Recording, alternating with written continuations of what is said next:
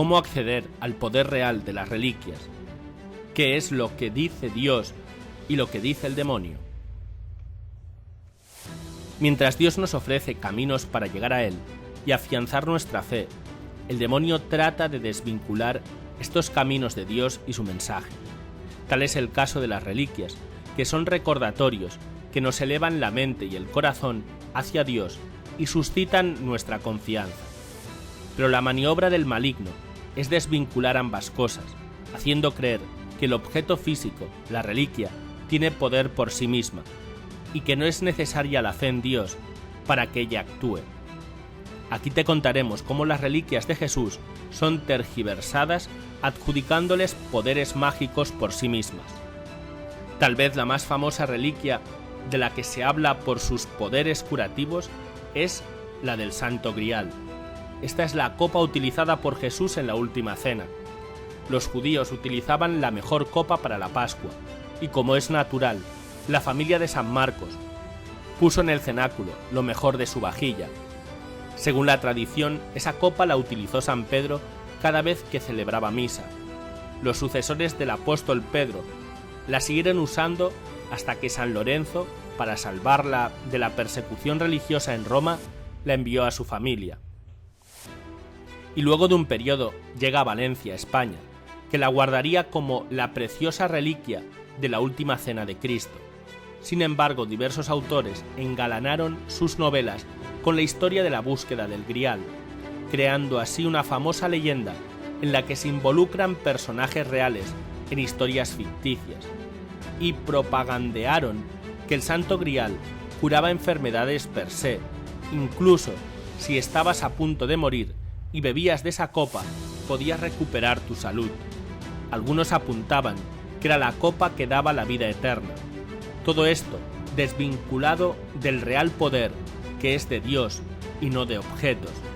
Fue así que se creó una leyenda en la que diversos personajes custodiaban la reliquia para evitar que cayera en manos equivocadas. Según algunos autores, el Santo Grial o cáliz de la Cena del Señor sería la piedra filosofal que daría la vida eterna. Otros lo vinculan con el corazón de Cristo. Todas estas historias nacen de la leyenda en la que Perceval, uno de los legendarios caballeros de la mesa redonda del rey Arturo, toma el Grial de un castillo y ese Grial tiene una oblea. Al dársela a comer al padre del rey, este revive. Aquí hay una atroz tergiversación para cambiar el foco, que debería estar en Dios, para ponerlo en la reliquia. En primer lugar, en la leyenda de Perceval se habla de una oblea que da vida. La referencia última es a la Eucaristía, obviamente. Y el Santo Grial, y quien beba de él, tiene referencia a las palabras de Cristo que dice que quien beba de ese cáliz tendrá vida eterna.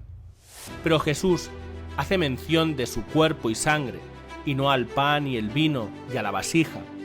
O sea, que está claro que la idea del Grial no es otra más que la relacionada a la sangre de Cristo, y es deformada por historias ficticias para quitarle el foco central.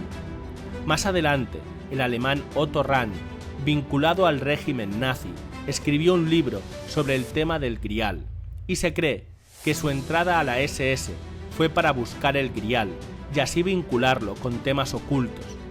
Tal vez nos puede parecer un poco falto de credibilidad el que un régimen perseguidor de los cristianos haya estado en búsqueda de una reliquia de la Pasión del Señor. Sin embargo, el régimen nacionalsocialista era profundamente ocultista, y ya sabemos quiénes son los seres sobrenaturales que manejan el ocultismo: los ángeles caídos. El Führer creía también en el poder de la lanza de Longinos y la estuvo buscando hasta lograr tenerla en su poder. Esta lanza era la que había abierto el costado del Señor en el Calvario, aquel primer Viernes Santo. La creencia era que quien poseyera esta lanza tendría todo el poder del mundo y sería invencible. Existen muchas copias que intentan recrear la posible lanza que habría atravesado el corazón del Señor. Algunas no tienen sentido histórico porque no pertenecen a las ideas de la época, o bien han sido realizadas inspiradas en aquel evento. Pero lo cierto es que el Führer logró conseguir la lanza que se creía era la original, que estaba en el Museo de Viena. Sin embargo, cuando los soldados estadounidenses lograron hacerse con la lanza de Longinos, fue en el mismo momento en que el Führer aparentemente se suicidó en el búnker, al saber que había perdido la guerra. De esta manera, los ocultistas ven en el evento de la pérdida de la lanza el que el Führer también haya perdido todo su poder. Esa lanza se encuentra ahora en el Museo Hofburg, recuperada por los aliados el 30 de abril de 1945.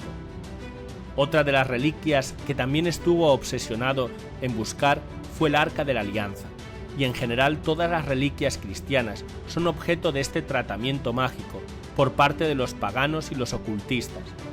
Es una forma que tiene el maligno de desviar la fe en Dios hacia las reliquias, endiosándolas. Estas reliquias, en realidad, recuerdan o nos acercan al santo que las usó y no tienen un poder mágico u oculto como tal por sí misma. Pero las leyendas han transformado el valor real de las reliquias, convirtiéndolas en objetos mágicos de gran poder, desvinculadas del santo y del mensaje que nos dio con su ejemplo. El cielo valora las reliquias santas y llama a su veneración para que por medio de ellas lleguemos a la fe en Dios y en sus milagros, y no para que las pensemos independientes de Él. Santa Elena, por ejemplo, cuando fue a Tierra Santa a localizar la cruz de Jesús, descubrió la cruz por medio de un milagro de Dios, porque los judíos habían enterrado los instrumentos de la pasión del Señor para evitar las peregrinaciones y así borrar su memoria.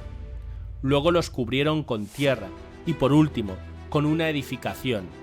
Así que Santa Elena, por ser la madre del emperador, llegó a Jerusalén y con su influencia logra localizar a informantes que le dijeron dónde estaba enterrada la cruz.